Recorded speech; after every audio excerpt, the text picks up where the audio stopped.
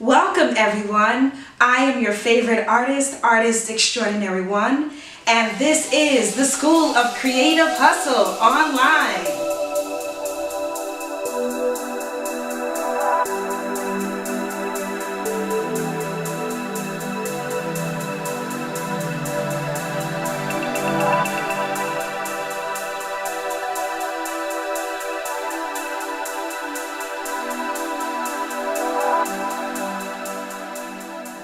So I'm going to talk to you and then I'm going to repeat this and really zoom in on what's in front of me because I'm not sure if you'll be able to see everything that I'm saying from this point of view, but I do want you to see my face and then see my hands. What I'm about to get into at this point is about your setup and the things that you need to get going.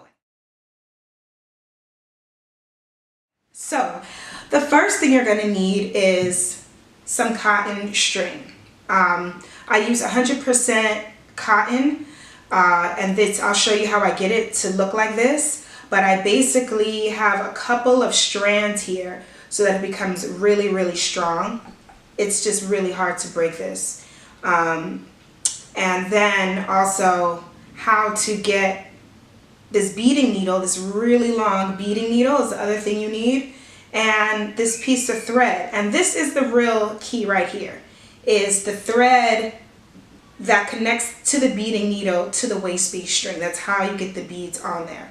So that's what you'll need. You'll need this cotton thread. You'll need some regular sewing thread and a beading needle, okay? Then you're gonna need some beads. So here is an assortment of beads. I like to create mixes, theme mixes. So this is something, if you order a starter kit, this is something that you will get in your starter kit. Also, some sort of dish. I find that it's really a lot easier. I like to bead from within the dish and get a couple of beads on the needle at once. So you'll see me kind of doing this, and I'm going to show you in a minute. Then I have a pair of scissors. You just need them to cut every now and then, so that's a really basic tool. I also have this threader. I don't use it often, but some people find it handy. And basically, it allows you to get a piece of thread through the eye of the needle without struggling. So you take the threader and you stick it through the eye of the needle. It collapses, right? So you may not be able to see that from where you are, but I'll zoom in for you to see it. And then once it's in here, you place the thread through this part and you pull it through and it threads. So I'll also show you that close up. Then you're going to want to have some accents. You know, these are things that enhance your design. You know, I mean, you can just have the beads plain and string them on. That's cool. But I do like accents. I do like the idea that there's moments within the design where you really kind of show off something, you know. If you think about a belt, some belts are plain, but then some of them have really amazing buckles. And I think about accents kind of in the same way as a buckle, like really making the string stand out. So these are different types of gems and beads. You know, they're not in the traditional size. So let me show you a little bit about these beads here. So I'm going to open this up, right? And you will probably do the same thing and just pour them into a container. So the beads that I'm working with are primarily Chinese seed beads. So when you go out and start shopping for beads, you want to look for a term called seed beads. And it's really important that you get the beads of the right size hole. So these beads have a hole. These beads are called 6mm, or you'll see 6/0. So these are 6mm beads. It speaks to the size of the bead as well as the hole. And the size of the hole is a big deal. No pun intended. But it is, because if it's too small, it won't pass through the string. And then if it's also too small, you have all these tiny, tiny, tiny little beads, and it might take way longer to make a string, or it just doesn't have the same effect. You can use them, but I personally like at least size 6 seed beads. Now, there's different types of seed beads. There's Chinese seed beads, there's Japanese seed beads, and there's Czech seed beads. Those are the 3 that I know about. Now, with Chinese seed beads, one of the problems with them, they're probably the most inexpensive ones, is that they're really irregular in their size. So sometimes they can go on really easily, and that's cool. And then sometimes they don't, because they're not made to be the same size. And you'll find that you're stringing them and all of a sudden one gets stuck, it won't go down, and you have to take it off the needle and try again. So that's a disadvantage with the Chinese seed beads. So another disadvantage with the Chinese seed beads is that sometimes the colors can fade, especially on the metallic ones. You know, you wear them, you're not supposed to take them off, so after a couple of showers you might find you get some fading on Chinese seed beads. But they are really common, and they're the ones you'll find most readily when you start doing your research to find suppliers, and they're also inexpensive. One thing that's great about them is that one thing that's great about Chinese seed beads is their irregularity. There's something about, you know, like the organicness of them, every single one of them not being the same, that kind of makes the beads look cool.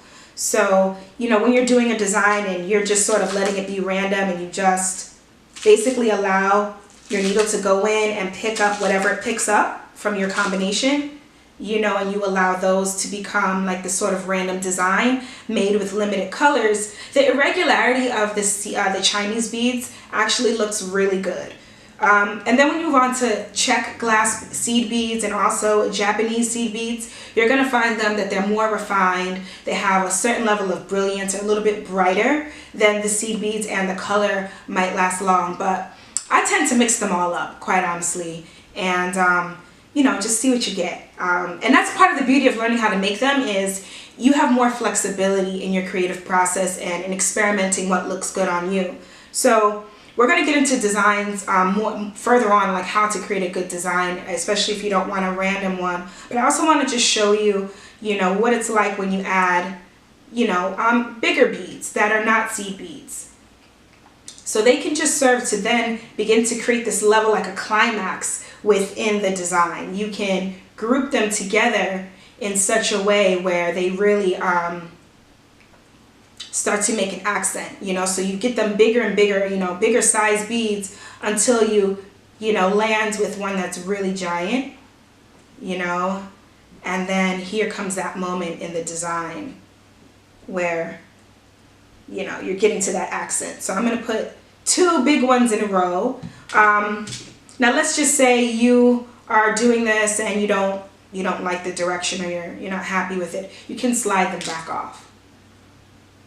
Okay, so I don't want to go too far in design because I have a whole segment based on that, but let me just talk about some of the other things I have here. So we talked about the string, we talked about the needle, we talked about the thread. Let's talk about this little mat here. This is, I don't know if you can see this. This is called a beading mat, and the starter kits come with one of these. The good thing about the beading mat is it allows you to lay out a design. You can start to kind of experiment with your designs or place different pieces on there, and the beads won't move around that much. They'll really stay in place. You can also fold the beading mat, so you can take it and fold it in half, you know, and just save your place. You can even fold it again, you know, like a burrito, and just tuck it somewhere, so in between your designing, you know that the setup you've created is going to stay in place. And people like me, I'm extremely clumsy. Like, I have to go out of my way to be so careful because I knock things over all the time. And as you can imagine with beads, I should say you need a broom and a dustpan, as well as like a really clean space, so that when they fall, because you will drop some, that you can easily sweep them up, but they will fall. And it's not a big deal, but you know, you just pick them up. So that's why the mat is really helpful, though, is that the beads do stay in place versus, you know, just a regular kind of tablecloth surface. This is like kind of furry-ish, so it sort of keeps the beads from rolling all over the place. Another thing you might want to include as you set up are little charms. These are little charms, and the charms are fun because they can, even though they are metal, and obviously, you know, there's some drawbacks with metal. Sometimes they can rust or turn colors, you know, unless you're using 100% precious metals. But either way, they dangle, you know, and that's just something that's sort of fun, you know, to add on or to experiment. And again, I really encourage experimentation through learning this process and this information being free and on the web. I encourage you to try some things, and when you do order a starter kit, to still go out and buy other types of supplies to go along with what you get. So this is just your basic setup. Okay, does that make sense? Yes? Well, if you have a question, you know, you can leave it in the comments and I will get back to you. So let's move on. All right, so I'm back, and I just want to give you all a close-up view of the supplies that I was discussing earlier. So again, here we have the cotton thread. It's like crocheting thread. It's 100% cotton, so it's really, really strong. And then at the edge of that thread, we have this crochet thread is common sewing thread. That's this black thread right here. And then also is a beading needle. And you see it's really, really long, so you can kind of see your pattern on here before you slide it. And it's from the connection of the threading needle, the beading needle, the sewing thread, and the crochet that the beads slide down. So just to show you what that looks like, you would use the needle to scoop the beads up. You know, you can just kind of go in here and they'll catch onto the needle. And then you just slide it on. And it's very, very easy. It's a little tangled, so I'm gonna untangle it. Okay, so you get this. I was also talking about using beads of different sizes to create accents, you know, to create sort of a statement piece in the center of your design. So this is just some of the jewels I was using on this particular kind of random design. Also, this here is a beading mat. I'm also showing you some little charms that you can use to enhance your design. They are metallic. You know, you can find charms made from different materials. Even kind of accents like this wood piece are really nice and cool. Another thing you'll need, or you could use, is a threader. These threaders are really handy when you're dealing with needles and you know it's tough to thread them.